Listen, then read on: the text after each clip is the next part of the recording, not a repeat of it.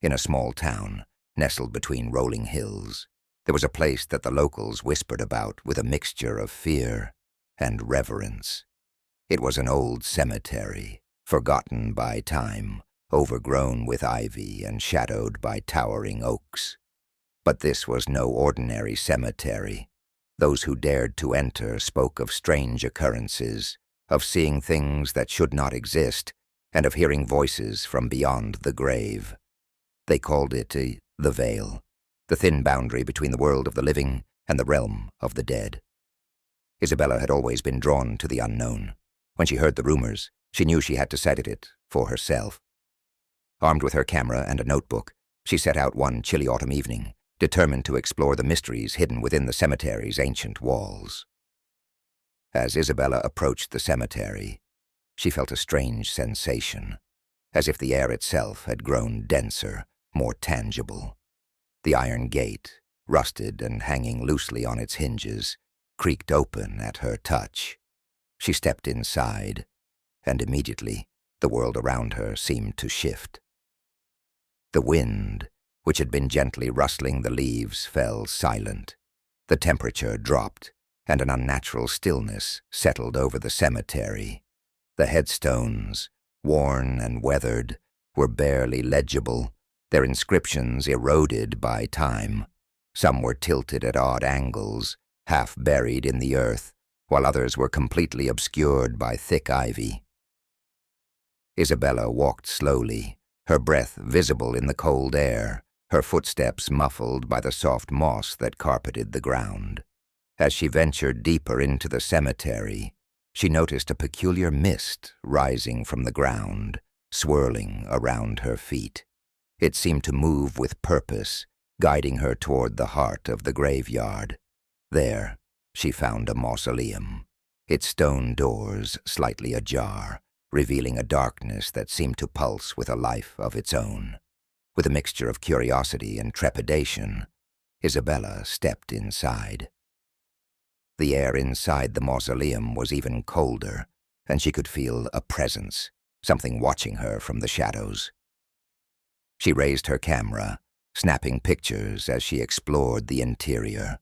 The walls were lined with plaques bearing names she didn't recognize, but one name caught her eye. Eliza Thorne, 1852 to 1891. Beneath the name was an inscription: "She walks beyond the veil, never to return." Isabella shivered, the weight of the words pressing down on her. She felt a sudden urge to leave, but as she turned to exit the mausoleum, the door slammed shut, plunging her into darkness. Panic surged through her, but before she could react, a soft glow began to emanate from the walls. It wasn't a light exactly, more like the faintest shimmer, as if the air itself was vibrating. And then she saw them. Figures, faint and translucent, began to materialize around her. They drifted through the walls, their forms barely solid, like mist caught in moonlight. Their faces were pale, their eyes hollow, yet they seemed to be searching, yearning for something just out of reach. Isabella stood frozen as the spirits moved around her, their whispers filling the air with a haunting melody that sent chills down her spine. "Who are you?"